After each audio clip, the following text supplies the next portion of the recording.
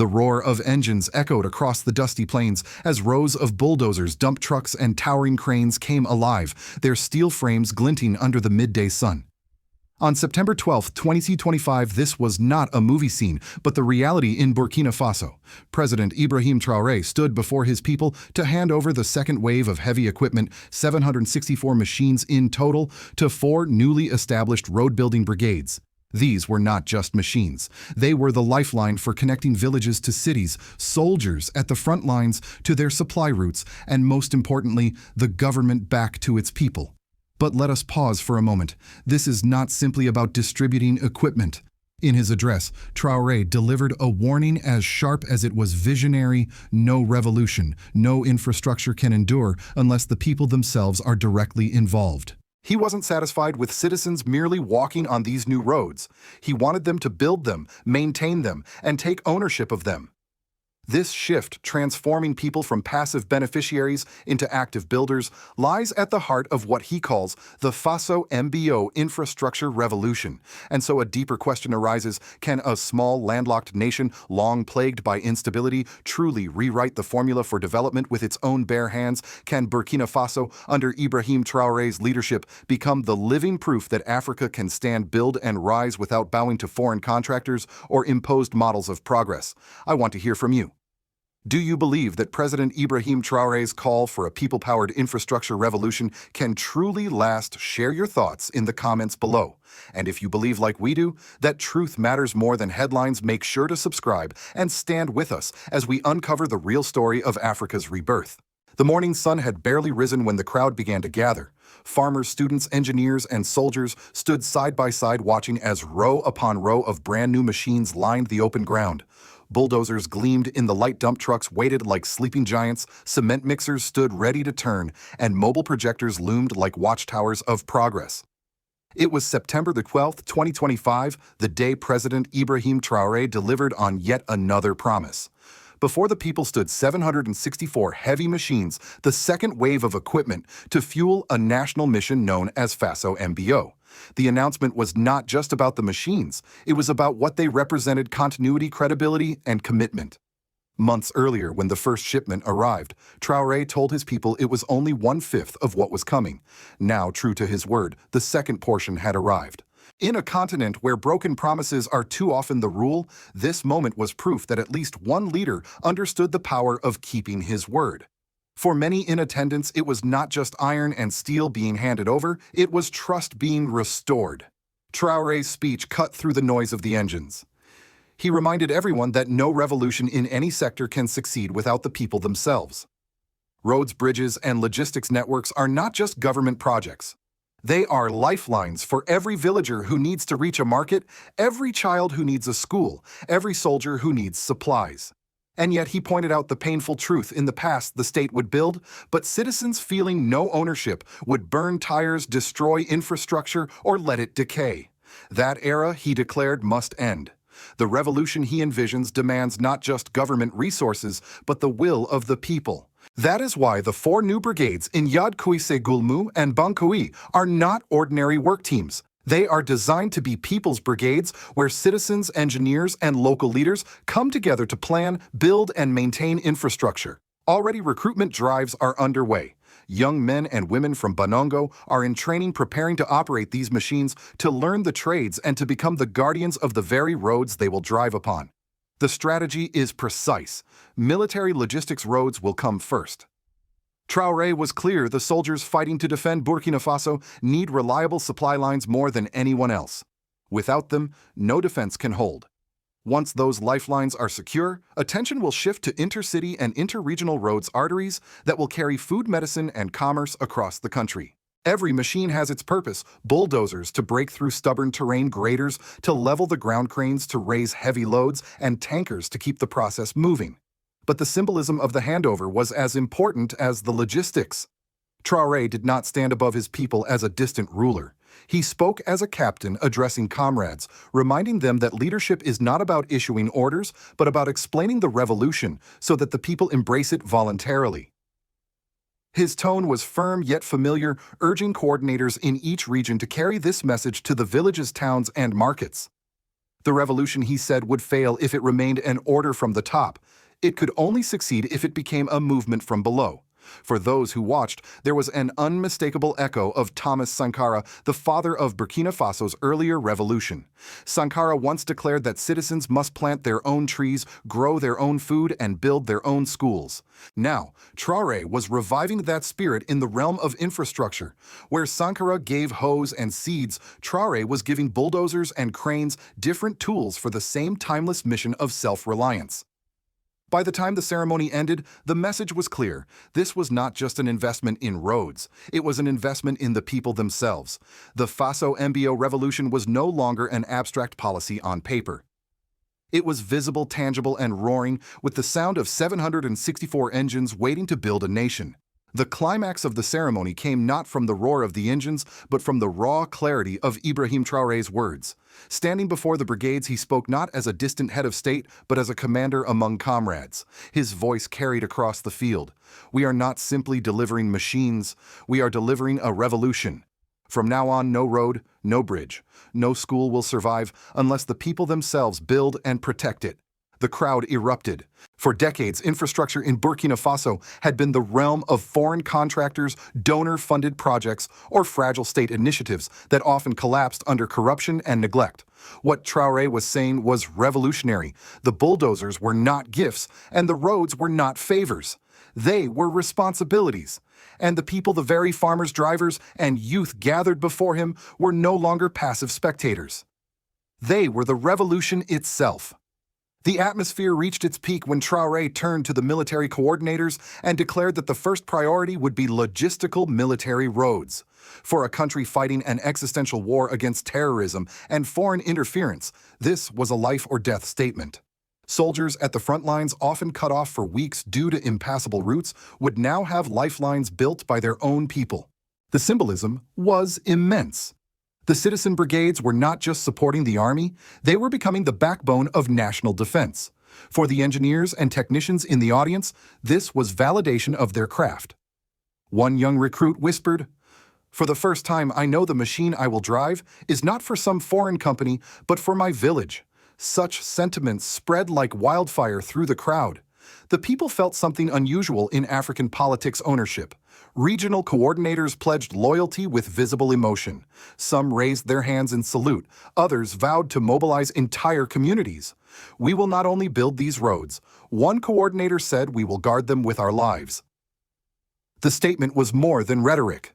In Burkina Faso, where sabotage and neglect had long plagued development, this was a promise to defend progress as fiercely as territory. Beyond the immediate crowd, reactions rippled outward. In Ouagadougou, radio stations replayed Traoré's words, sparking debates in markets and cafes. Some elders compared him directly to Thomas Sankara, saying the spirit of 1983 had returned. Others, more cautious, wondered if such a massive mobilization of ordinary citizens could really last. But whether supportive or skeptical, no one denied that something historic was unfolding. The brigades themselves became instant symbols. Young recruits took photos beside the giant machines, proudly sending them to family members across the country. Videos of villagers touching the bulldozers, almost as if blessing them, spread across social media. The sense of pride was undeniable. Burkina Faso was no longer waiting for outsiders to carve its roads. It was building its own destiny. Even the opposition, often critical of Traoré's policies, struggled to dismiss the moment. Some argued the costs were unsustainable, others warned of inefficiencies. Yet these voices were drowned out by the sheer spectacle of the event. For once, the image of national unity overpowered political division. International observers, though not officially present, could not ignore the symbolism. Analysts in Paris, Washington, and Brussels noted that this was not just a development project, it was a declaration of sovereignty. By prioritizing military logistics and community involvement, Traoré had signaled that Burkina Faso was rewriting the rules of both infrastructure and defense. The climax of the day was sealed when the engines came back to life. Coordinators climbed aboard, recruits took the wheel, and the machines rolled forward for the first time, their tires biting into the earth. The roar was deafening. To many in the crowd, it was not just machinery at work, it was the sound of a nation moving. For a people long used to waiting, to hoping, to depending, this was the moment they realized they could build. And for Ibrahim Traoré, it was the turning point. He had transformed infrastructure from a government policy into a national revolution. The civil consequences of Traoré's infrastructure revolution became visible almost immediately. In villages that had long been isolated by impassable dirt paths, hope returned. Farmers imagined their produce once left to rot in distant fields finally reaching markets on time. Mothers envisioned smoother journeys to hospitals, saving lives that might otherwise be lost on broken roads. Students pictured themselves traveling safely to schools, no longer stranded by floods or mud. What had once been the simple act of paving a road now felt like the unlocking of futures. The brigades were more than construction teams. They became symbols of dignity. For the young men and women recruited to operate the machines, this was employment with meaning. Instead of leaving their country in search of opportunity, they could build their own homeland. Every hour spent behind the wheel of a bulldozer or crane was not just labor, it was service. That sense of purpose began to ripple through entire communities. Politically, the effects were just as profound. In a region where distrust of government had been deeply entrenched, Traoré's fulfillment of his promise restored faith. He had pledged equipment in phases 1/5, then another 5th, and he delivered. This consistency stood in stark contrast to the broken promises that had defined so many leaders before him. People began to whisper that their president was not merely a soldier in fatigues, but a man of his word. And in Burkina Faso, a land scarred by coups and instability, that simple reputation was revolutionary. The initiative also redefined the relationship between state and citizen. Traditionally, infrastructure projects in Africa were framed as government gifts or foreign aid. But Traoré flipped the script. Roads were no longer favors handed down. They were common responsibilities built upward. This shift gave citizens a new sense of ownership. To destroy a road, as had happened in protests past, would now mean destroying one's own work. The psychology of participation replaced the passivity of dependency, yet the consequences went beyond pride. Strategically, the brigades reduced reliance on foreign contractors whose projects often came tied with debt and political strings. By internalizing road construction, Burkina Faso was asserting sovereignty not just over its territory, but over its very capacity to move trade and defend itself. This was not just infrastructure, it was independence laid in asphalt and concrete. The political opposition struggled to find footing. Some warned that the state's resources were being stretched too thin or that civilian brigades lacked the technical expertise of international companies. But such critiques fell flat against the tangible reality of machines in motion and roads being cut through the countryside. Every completed kilometer became a political statement. Traoré was not waiting for the IMF or foreign donors. He was proving that Burkina Faso could build with its own hands. The social contract was being rewritten. For decades, the people had seen the state as distant, corrupt, or ineffective. Now they were being invited, even compelled, to join in nation building. And while challenges remained immense, the psychological shift was undeniable. For the first time in a generation, ordinary Burkinabe citizens could point to a bulldozer and say, "That is ours. That is building our future." By the close of September, as brigades began deploying across Yadkuise Gulmu and Bankui, the consequences crystallized jobs, created communities mobilized, and political legitimacy strengthened. What began as the delivery of 764 machines had grown into something larger, a movement reshaping the civil and political landscape of Burkina Faso. When the images of Ibrahim Traoré handing over 764 machines spread beyond Burkina Faso's borders, the reactions were swift and layered. In African capitals, analysts recognized what was happening. This was not just a development project, it was a shift in the balance of power.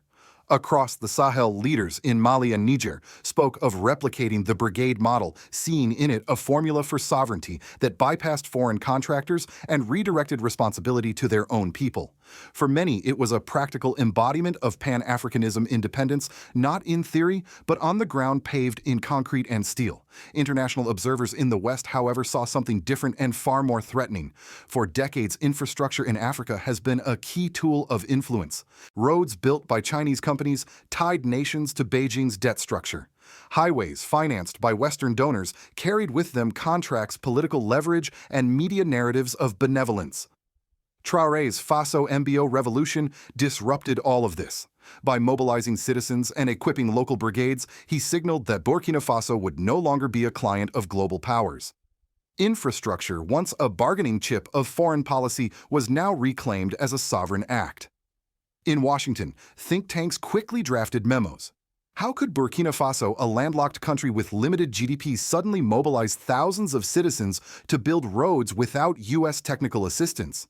The concern was not only about Burkina Faso, but about the precedent it could set. If one of Africa's poorest nations could bypass the international system and still deliver, what excuse would wealthier nations have to remain dependent the U.S.? State Department, already wary of Traore's alliances with Mali, Niger, and Russia, now faced an even more unsettling possibility that Burkina Faso's infrastructure model could spread across the continent. European capitals were equally uneasy. France, still reeling from the loss of influence in the Sahel, interpreted the Brigades as another nail in the coffin of its post-colonial presence.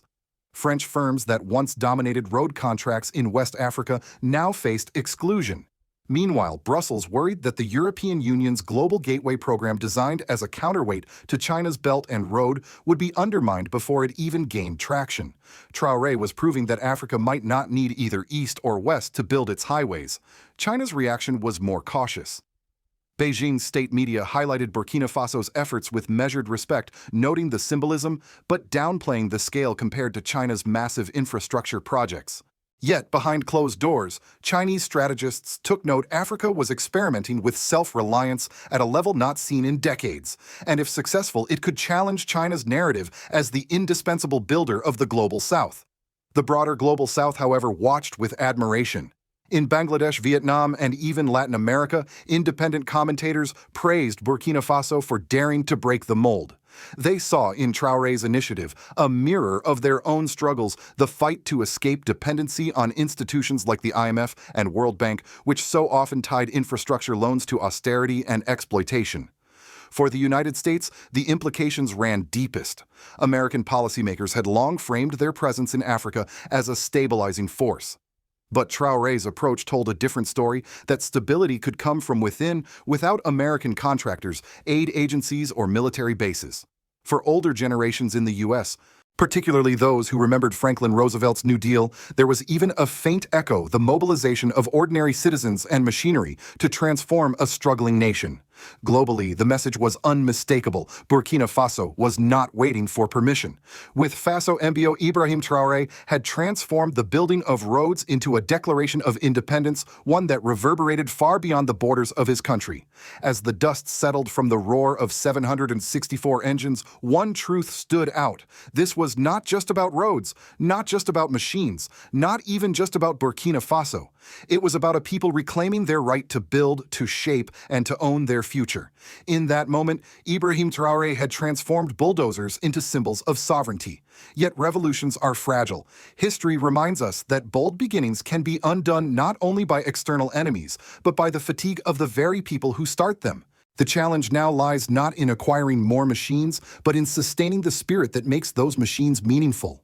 Will citizens continue to see themselves as builders, or will old habits of dependency creep back in?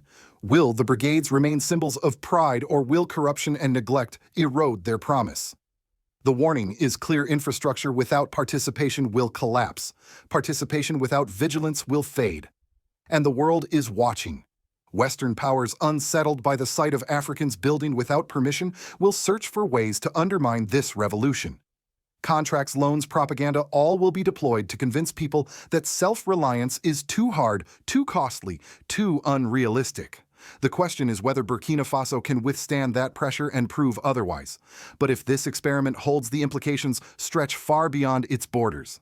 Imagine every African nation creating its own brigades, powered not by debt, but by citizens. Imagine highways from Dakar to Nairobi, built not by foreign firms, but by the hands of Africans themselves. Imagine a continent whose infrastructure reflects its dignity rather than its dependency. That is the vision buried inside Fasso MBO, a vision as disruptive as it is inspiring. And now I turn to you. Do you believe that President Ibrahim Traoré's national reform strategies are truly effective, yet can we continue to trust him to carry this revolution forward? Or should Africa look to someone else to succeed him?